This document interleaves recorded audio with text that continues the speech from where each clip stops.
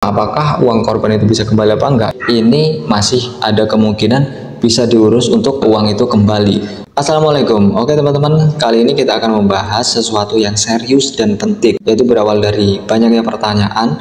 Yang pertama yaitu, dari mana para penipu itu bisa mendapatkan nomor kita, dan apakah uang korban penipu bisa balik lagi? Nah, ini saya akan jelaskan berasal dari saya mencari tahu dan bertanya-tanya dengan yang lumayan mengetahui tentang hal-hal seperti ini. Semoga video ini bisa menjawab pertanyaan-pertanyaan kalian semuanya. Oke, sebelumnya ini pesan yang paling penting buat teman-teman semuanya.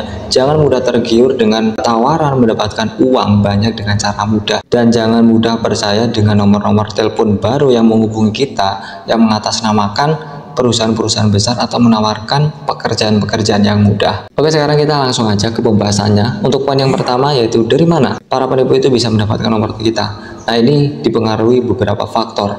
Yang pertama yaitu adalah kebocoran data. Kebocoran data ini juga disebabkan beberapa hal ya. Ini bisa jadi kita pernah mendaftar di sebuah aplikasi atau platform tertentu dan disitu meminta nomor telepon, atau kita pernah mengikuti sebuah kuis atau kuis hadiah atau survei online dan meminta nomor telepon kita. Nah, di situ nomor kita itu bisa dikumpulkan oleh para penipu, atau karena aplikasi yang kita daftar tadi mempunyai keamanan yang kurang ketat sehingga datanya bisa dicuri termasuk nomor telepon kita. Atau juga kebocoran data itu bisa disebabkan dari perangkat kita sendiri. Mungkin teman-teman itu pernah dengar ya, penipuan yang menggunakan virus atau malware jahat. Nah, bisa saja dari kita mengunjungi website-website yang berbahaya atau mengklik link yang berbahaya, atau juga memasang atau menginstal aplikasi yang gak resmi, dan ternyata di aplikasi itu udah disematkan sebuah malware jahat atau virus jahat yang bisa meretas perangkat kita sehingga memberikan akses perangkat kita ke penipu itu. Jadi data-data yang ada di dalam perangkat kita bisa dicuri, termasuk nomor telepon kita. Terus faktor yang kedua yaitu, saya juga baru tahu ini ya, ternyata ada juga katanya seller-seller yang nakal. Mungkin mereka itu dulu pernah membuat toko online, dan setelah itu mereka mengumpulkan nomor-nomor dari customernya. Setelah nomor itu terkumpul, mereka jual ke penipu. Ternyata ada juga yang bilang seperti itu. Terus faktor yang ketiga yaitu dari media sosial. Jadi penipu itu bisa dapat nomor kita dari media sosial kita, karena kadang kita tanpa sadar mencantumkan nomor kita itu di media sosial, dan penipu itu juga jeli mencurinya dari situ. Atau juga dia menggunakan sistem random generator, yaitu mungkin belum banyak teman-teman yang tahu ya, ini sebuah teknologi. Sistemnya itu kayak tebak-tebakan, kayak mencocok-cocokkan, seperti yang lagi ramai penipuan mengatasnamakan Shopee. Itu dari resi kok bisa tahu nomor telepon kita ya. Kadang kan di resi itu terdapat nama lengkap kita, alamat lengkap kita, bahkan ada juga yang mencantumkan media sosial kita. Nah, dia itu akan mencocok-cocokkan dari situ, mencari dari situ bisa juga. Atau mereka itu memang mengacak nomor dan mengirimkan pesan secara massal. Nah, siapa yang merespon pesan itu akan menjadi target yang selanjutnya. Jadi itulah yang menyebabkan nomor kita itu bisa di tangan para penipu. Oke, sekarang kita ke poin yang kedua. Ini yang lebih penting, apakah uang para korban itu bisa balik lagi?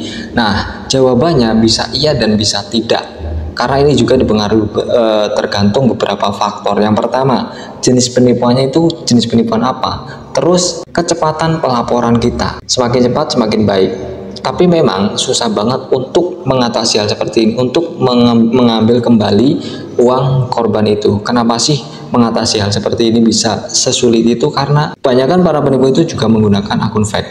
Dia juga menggunakan rekening-rekening yang memang dia itu menggunakan rekening joki atau rekening sewa. Jadi bukan atas nama dia langsung, hanya untuk menerima uang dari korbannya, dan itu langsung dipindahkan ke rekening lain. Atau juga dia itu membeli rekening-rekening yang katanya memang ada penjualan rekening-rekening palsu seperti itu. Nah, sekarang faktor yang pertama, apakah uang korban itu bisa kembali apa enggak, yaitu jenis penipuannya. Jenis penipuannya itu seperti apa? Kalau jenis penipuannya yang lagi ramai, yaitu seperti penipuan di Shopee, itu kan beda. Kebanyakan penipuan yang di Shopee itu karena ada tuduhan melanggar ulasan resi Shopee. Nah, di situ korban yang tertipu kan karena mengikuti perintah penipu itu untuk membuka Shopee Pinjam dan mengajukan sebuah pinjaman. Ternyata uang pinjaman itu langsung masuk ke rekening penipu itu. Nah, di situ korban itu akan dikenai tagihan dari Shopee. Dan tindakan yang bisa diambil korban dari penipuan ini ya lapor ke call center Shopee. Kalau nasib kalian baik, ya mungkin Shopee itu akan memberikan kebijakan atau solusi bagaimana baiknya dan meringankan beban korbannya. Dan kalau jenis penipuannya itu seperti melalui transfer bank atau e-wallet seperti Dana, OVO, dan lain-lain seperti itu, ini masih ada kemungkinan bisa diurus untuk uang itu kembali. Dan ini berhubungan dengan faktor yang kedua, yaitu faktor kecepatan kita melapor. Karena semakin cepat kita melapor, itu akan semakin baik. Kenapa? Karena para penipu itu juga bergerak cepat. Setelah mereka itu mendapatkan transferan dari korbannya, mereka juga akan cepat memindahkan saldo itu ke rekening-rekening lainnya, bahkan sampai ke luar negeri. Kenapa? Untuk menghilangkan jejaknya semakin jauh. Dan itulah yang membuat faktor pelacakannya itu semakin sulit dari pihak yang berwajib, karena jejaknya itu terlalu jauh. Jadi kalau kalian itu melapor udah agak lama, bahkan hitungan hari, ya kemungkinannya itu uang itu juga udah hilang. Tapi kalau kita cepat melapor, hitungan jam kita langsung ke bank, dan disitu kita udah menyiapkan bukti-bukti seperti nomor telepon penipu, nomor rekening penipu, namanya. Nah, dan pihak bank itu udah percaya bahwa kita benar-benar tertipu. Pihak bank tentu akan mengambil tindakan, yaitu yang pertama, mereka itu akan membekukan rekening tersebut, dan dia itu akan lihat apakah rekening itu masih ada saldonya atau udah kosong. Kalau saldonya udah kosong, berarti ya udah uang itu udah hilang. Nah, tapi kalau saldo di rekening itu masih ada, kemungkinan besar pihak bank itu akan mengambil tindakan yang selanjutnya. Terkadang pihak bank itu juga meminta bantuan dari pihak-pihak yang berwajib atau polisi cyber, nah, untuk menarik kembali uang tersebut. Ya, kalau masih ada saldonya. Tapi kebanyakan para penipu itu akan langsung mengosongkan saldo dia dari rekening yang pertama tadi. Ya, jadi seperti itu. Susahnya untuk mengembalikan uang korban penipuan itu seperti itu. Walaupun kita lapor ke pihak berwajib atau polisi atau cyber, ya memang seperti itu, prosesnya itu akan sangat lama. Proses pelacakannya itu akan sangat lama, membutuhkan waktu berbulan-bulan. Walaupun udah waktu yang lama seperti itu, dan itu belum tentu uang itu bisa kembali. Karena susahnya untuk mengatasi hal seperti ini, tindakan yang terbaik dari kita yaitu kita lebih hati-hati dalam menggunakan media sosial, lebih hati-hati dalam menjalani kehidupan di dunia modern seperti ini. Pokoknya jangan mudah tergiur dengan tawar-tawaran mendapatkan uang dengan cara mudah. Oke guys, semoga video ini bisa bermanfaat. Jangan lupa share video ini biar banyak orang yang tahu, dan terima kasih yang udah menonton.